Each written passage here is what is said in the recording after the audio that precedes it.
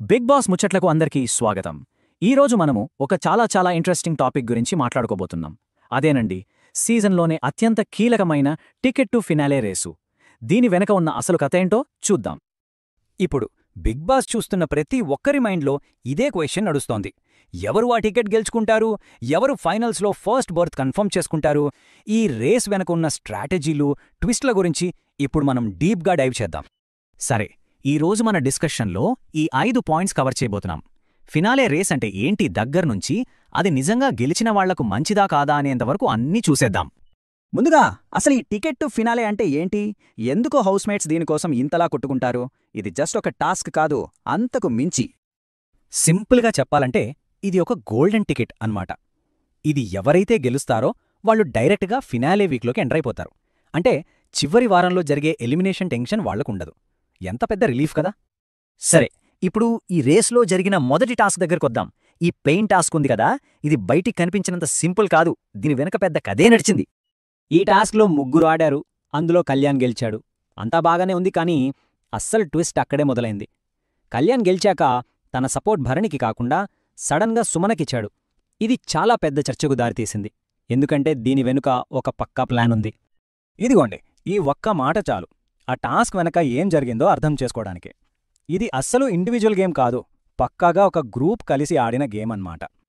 మరి ఈ గ్రూప్ గేమ్కి ఒక బ్రెయిన్ ఉండాలి కదా, అతనే ఇమాన్యుయల్. అతను డైరెక్ట్గా ఆడకపోయినా తెర వెనకుండి అంతా నడిపిస్తున్నాడు. చూడండి, ఇమాన్యుయల్ గోల్ ఎంత క్లియర్గా ఉందో. అస్సలు ఫిజికల్గా కష్టపడకూడదు, కానీ టికెట్ రేస్లో మాత్రం చివరి వరకు వెళ్ళాలి. ఇది ఎలా సాధ్యం? ఇది అతని 4 స్టెప్ ప్లాన్. ఫస్ట్, చేతికి దెబ్బ తగిలింది కాబట్టి నేను ఆడలేను అనడం. నెక్స్ట్, తన బదులు ఆడటానికి కళ్యాణ్ని రెడీ చేయడం.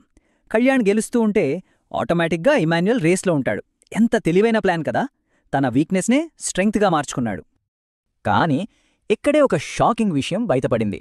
ఇమాన్యుయల్, కళ్యాణ్ లాంటి వాళ్లు మాట్లాడుకుంటున్నది టాప్ 5కి ఎలా వెళ్లాలి అనే దాని గురించే, కానీ టైటిల్ ఎలా గెలవాలి అని కాదు. ఇది కాస్త ఆశ్చర్యంగానే ఉంది కదూ. సరే, ఈ వ్యూహాల మధ్యలోనే పోటీ ఇంకా టఫ్ అయిపోయింది. ఒకరి తర్వాత ఒకరు టాస్క్లలో ఓడిపోతూ రేస్ నుంచి బయటకు వెళ్లడం మొదలైంది. ఫస్ట్ పెయిన్ టాస్క్లో కళ్యాణ్ గెలిచాడు. ఆ తర్వాత సుత్తితో బాక్సులు పగలగొట్టే టాస్క్లో కూడా కళ్యాణ్ తన ఫిజికల్ పవర్ చూపించాడు. కాని తర్వాత జరిగిన ఛాలెంజ్ రౌండ్లో రీతూ గెలిచింది.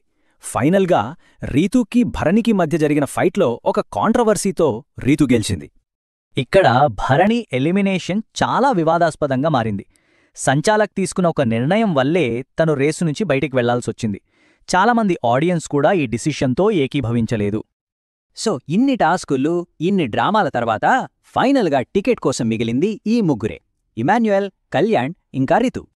విశ్లేషణల ప్రకారం చూస్తే ఇది ఆల్మోస్ట్ కళ్యాణ్ వర్సెస్ రీతూ అనేలా ఉంది. ఫిజికల్ టాస్క్ అయితే కళ్యాణ్కి 55% ఎడ్జ్ ఉండొచ్చు, అదే రీతూకి 45%. ఇక ఇమాన్యుయల్ గాయం వల్ల తన ఛాన్సెస్ చాలా తక్కువ.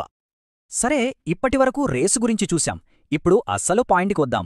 ఈ టికెట్ గెలవడం అనేది నిజంగా వరమా లేక శాపమా? ఇది చాలా పెద్ద డిబేట్. ఎందుకంటే చాలామంది ఫ్యాన్స్ ఏమనుకుంటారంటే, అయ్యో టికెట్ గెలిస్తే ఆ వారం ఓటింగ్ ఉండదు కదా, దానివల్ల ఫైనల్లో ఓట్లు తగ్గిపోతాయేమో అని. నిజంగా అలా జరుగుతుందా? ఇక్కడే అసలు విషయం ఉంది. జనరల్గా బయటున్న నమ్మకం ఏంటంటే టికెట్ గెలిస్తే బొక్క పడద్ది అని. కానీ ఆదిరెడ్డి అనాలిసిస్ ప్రకారం ఇది కంప్లీట్ అపోహ. నిజానికి ఇది వాళ్ళకి పెద్ద ఎలివేషన్ ఇస్తోందట. ఎందుకు ప్లస్ అవుతుందో చెప్తాను. లాస్ట్ 2 సీజన్స్ నుంచి బిగ్ బాస్ రూల్స్ మార్చింది. చివరి వారం మొత్తం జరిగేదే గ్రాండ్ ఫినాలే ఓటింగే. టికెట్ గెలిచిన వాళ్లు కూడా ఓటింగ్లో ఉంటారు. ఒకవేళ వాళ్లకు తక్కువ ఓట్లు వచ్చినా వాళ్ల దగ్గరున్న టికెట్ వాళ్లని సేవ్ చేస్తుంది.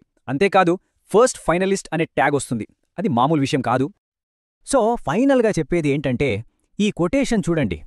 టికెట్ గెలవడం ఒక ఎలివేషన్, ఇది మైనస్ అయ్యే ఛాన్సే లేదు. ఇదొక క్లియర్ కట్ స్టేట్మెంట్. ఇప్పుడు ఈ స్ట్రాటజీలన్నీ చూశాక Kalyan physical game, Emmanuel mind game, Ritu పట్టుదల, వీటన్నింటిలో ఈ సీజన్లో నిజంగా బెస్ట్ గేమ్ ఆడుతుంది ఎవరో అనిపిస్తోంది.